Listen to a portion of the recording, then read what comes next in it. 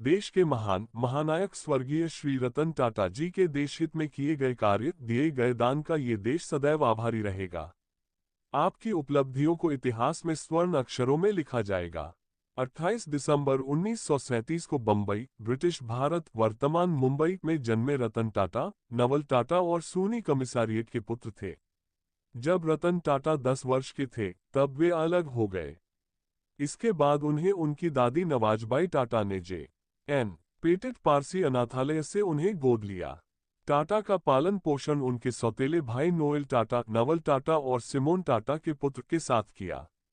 रतन टाटा ने Campion school Mumbai, Cathedral और John Connon school Mumbai, Bishop Cotton school Shimla और रिवरडेल कंट्री स्कूल न्यूयॉर्क शहर में शिक्षा प्राप्त की।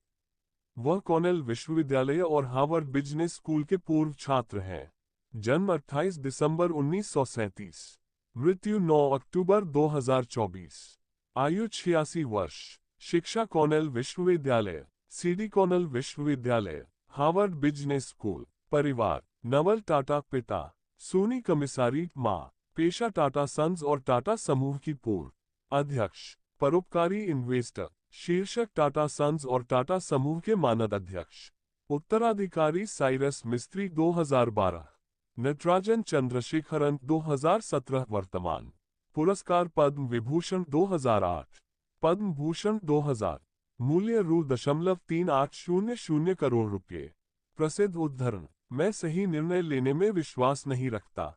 मैं निर्णय लेता हूं और फिर उन्हें सही बनाता हूं। शक्ति और धन मेरे दो मुख्य हित नहीं हैं। रतन टाटा नहीं रहे, बचपन से लेकर अंत तक हुआ मुसीबतों से सामना, हर बार निकले बाजीगर बनकर।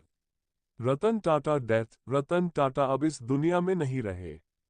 पद्म भूषण से सम्मानित रतन टाटा वो पहले शख्स थे जिन्हें भारत रत्न देने के लिए सोशल मीडिया पर आ।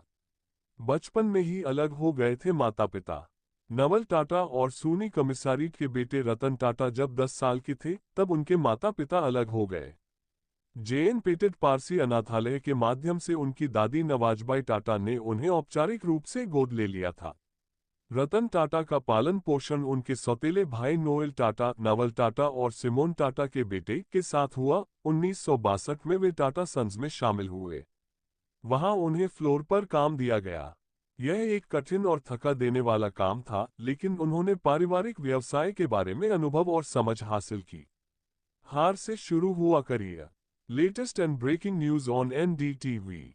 1971 में रतन टाटा को राष्ट्रीय रेडियो और इलेक्ट्रॉनिक्स कंपनी लिमिटेड नेको का डायरेक्टर इन चार्ज नियुक्त किया गया।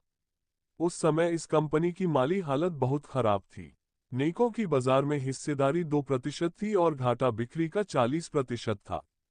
तब टाटा सन्स के चेयरमैन जे.आर.जी. टाटा को रतन ने सुझाव दिया कि इस कंपनी को उपभोक्ता इलेक्ट्रॉनिक्स की बजाय उच्च प्रौद्योगिकी उत्पादों के विकास में निवेश करना चाहिए। जे.आर.डी. ने रतन के सुझाव को मान लिया और 1972 से 1975 तक नेको ने बाजार अपनी में हिस्सेदारी 20% तक बढ़ा ली और अपना घाटा भी पूरा कर लिया। नई तकनीक से आगे बढ़े। 1975 में इमरजेंसी लगने और इसके बाद 1977 में यूनियन की हड़ताल हो गई। 7 महीने की हड़ताल के बाद आखिरकार ये बंद हो गई। मतलब जीतकर भी रतन टाटा हार गए। फिर जे.आर.डी. ने 1977 में रतन को एम्प्रेस मिल्स सौंपा। ये टाटा नियंत्रित कपड़ा मिल थी, मगर यह भी घाटे में थी। रतन टाटा ने इसमें काफी मेहनत की और इसमें पूंजी लगाने का कंपनी से आग्रह किया, लेकिन उन्हें मदद नहीं दी गई। अंत में 1986 में इस मिल को बंद कर दिया गया। इस फैसले से रतन टाटा निराश हो गए। हिंदुस्तान टाइम्स से एक साक्षात्कार में उन्होंने दावा किया था कि अगर उस वक्त 50 लाख रुपये मिल गए होते तो कंपनी फायदे में आ जाती और उसे बंद नहीं करना पड़ता। यह उनकी लगातार दूसरी हार थी। हालांकि जे.आर.डी. टाटा का उन पर विश्वास बना रहा।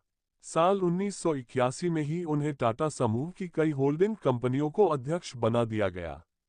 इस दौरान वो कंपनी में नए नए तरह की टेक्नोलॉजी लाते रहे और रिसर्च पर जोर देते रहे। इससे कंपनी को फायदा होने लगा। 1991 में बने चेयरमैन। 1991 में जे.आर.डी. ने रतन टाटा को ग्रुप का चेयरमैन का कार्यभार संभाला। इसके बाद उन्होंने पुराने डायरेक्टरों और मैनेजरों की जगह युवाओं को मौका दिया। इसके बाद टाटा सन्स और तेज रफ्तार से आगे बढ़ने लगा। रतन टाटा के ही मार्गदर्शन में टाटा कंसल्टेंसी सर्विसेज सार्वजनिक निगम बनी और Tata Motors New York stock exchange में सूचीबद्ध हुई। 1998 में टाटा मोटर्स ने उनकी संकल्पित टाटा इंडिका को बाजार में उतारा। 31 जनवरी 2007 को रतन टाटा की अध्यक्षता में टाटा सन्स ने कोरस समूह को सफलतापूर्वक अधिग्रहित किया, जो एक एंग्लो डच एल्यूमीनियम और इस्पात निर्माता है। इस अधिग्रहण के साथ रतन टाटा भारतीय व्यापार जगत में एक प्रतिष्ठित व्यक्ति बन गए। इस विलय के फलस्वरूप दुनिया को 5वां सबसे बड़ा इस्पात उत्पादक संस्थान मिला। कार बाजार में उतरे। 1998 में रतन टाटा ने अपनी कंपनी की पहली कार लॉन्च की। टाटा इंडिका को 1998 में लॉन्च किया गया था, जो डीजल इंजन वाली पहली भारतीय हैचबैक कार थी। इसके 25 साल पूरे होने पर रतन टाटा ने लिखा था, 25 साल पहले टाटा इंडिका की लॉन्चिंग से भारत के स्वदेशी पैसेंजर कार उद्योग का जन्म हुआ था। ये सुखद यादें हैं और इसके लिए मेरे दिल में एक खास जगह है। आज भी यह कार मेरे लिए अच्छी यादों का खजाना है। मेरे दिल में इस कार के लिए खास जगह है। हुआ घाटा फिर ये किया। घड़ी की सुई किस तरह घूमती है। रतन टाटा को कार बनाने से घाटा होने लगा। रतन टाटा ने अपनी कार कंपनी को बेचने का मन बनाया। वर्ष 1999 में वह फोर्ड को बेचने के लिए अमेरिका गए।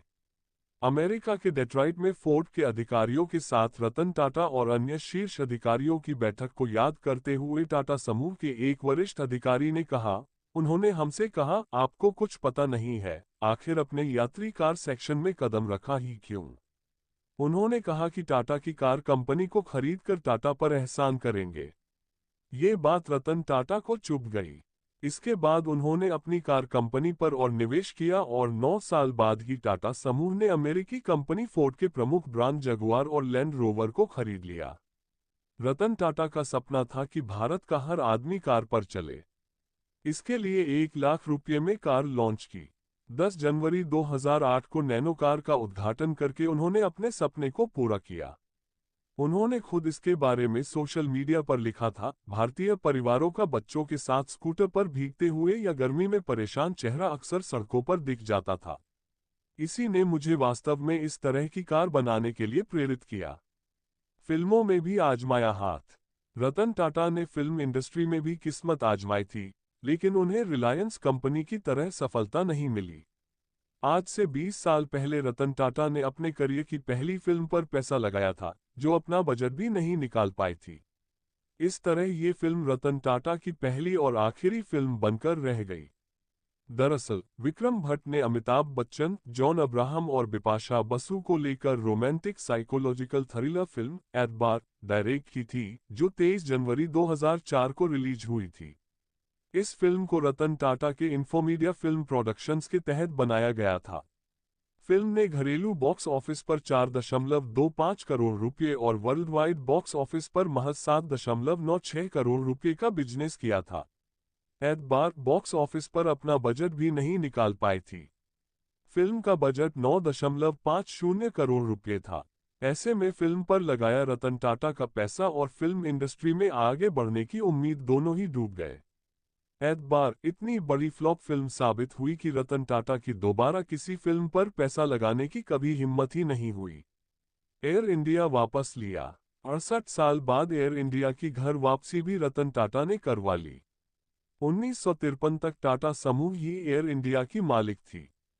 टाटा सन्स ने भारत सरकार से एयर इंडिया का मालिकाना हक 2022 में फिर से खरीद लिया। टाटा सन्स ने सरकार से एयर इंडिया 18,000 करोड़ रुपये में खरीदा। एयर इंडिया के मालिकाना हक के लिए टाटा सन्स ने एयर इंडिया के लिए सबसे बड़ी बोली लगाई। इसका मालिकाना हक मिलने पर रतन टाटा बेहद खुश हुए थे। देश की सुरक्षा में रहे तत्पर। यूं तो टाटा के ट्रक शुरू से ही भारतीय सेना में लिए जाते रहे हैं, लेकिन रतन टाटा के आने के बाद छोटे वाहनों सहित कई अन्य क्षेत्रों में टाटा और सेना मिलकर काम करने लगे।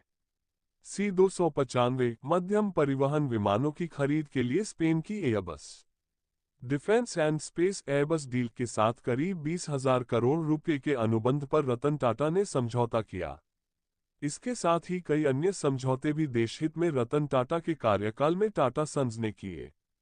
साथ ही रिसर्च और तकनीक के जरिए भी सेना की